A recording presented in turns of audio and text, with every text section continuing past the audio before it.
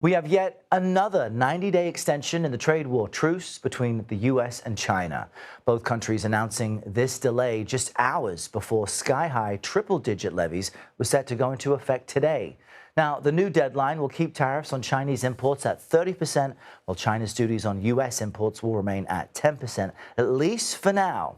CBS News foreign correspondent Ramy Inocencio joins us from London with more on this. Good morning, Ramy. You know, the general consensus seems to be relief. It's a temporary relief, though.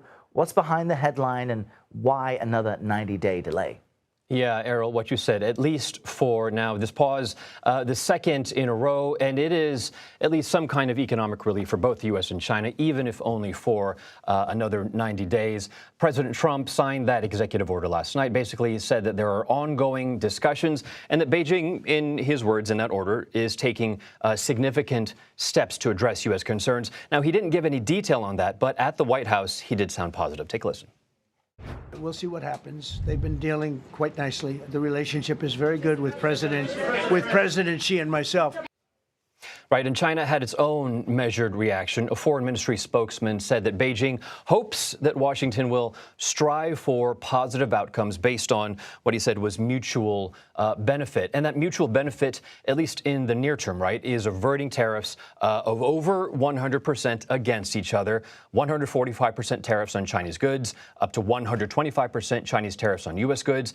And I got to say the timing is notable here because of the December holiday season. It's summer now here in the Northern Hemisphere, right? But U.S. retailers will be stocking up on a lot of Chinese imports over the next few months. So this pause, in effect, helps those companies, and they won't have to make that devil's choice, if you will, to pass on higher costs to U.S. consumers, and maybe eat some of those costs when they'll be buying things in November and December. And conveniently, Errol, this pause expires November 10th, right when consumers are going to be looking at those store shelves wondering what to buy. It's a great point, Ramy. And just in our last few seconds, where then do things stand on the possibility of a meeting between President Trump and Xi Jinping?